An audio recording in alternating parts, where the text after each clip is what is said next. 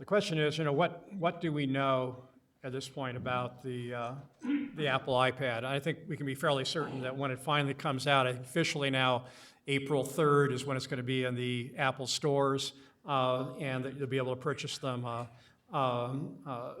online. The point that's being made, of course, it's lightweight, about 1.5 pounds, which is the same as really the Amazon DX e-reader, very thin, about 1/2 inch.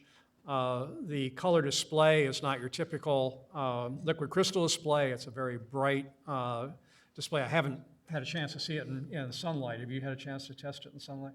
No. Or how it compares to the e-reader, but everything I've heard seems to be that it's going to do well in almost all lighting conditions.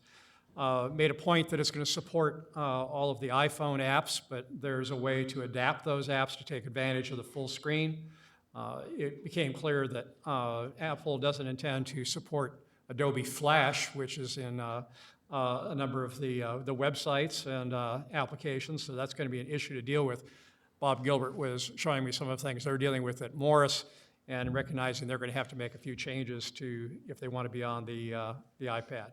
They're going to have both a Wi-Fi version and a 3G version, or 3G with Wi-Fi. They are also proposing an Apple ebook store, which will be something along the lines of the iTunes store. I don't think we have any information yet of whether newspapers will be in the ebook store or not, and how that's going to be handled, but it certainly wouldn't surprise me that they will do that. And of course, what it works both to its strength and sometimes people refer to as a weakness, is that it is a closed system controlled by Apple. Apple will decide what apps are allowed on the iPad, and that it requires those who develop the apps to follow their guidelines, which follows along with how Apple has handled the Macintosh and its other devices. So that's sort of the known things at this point.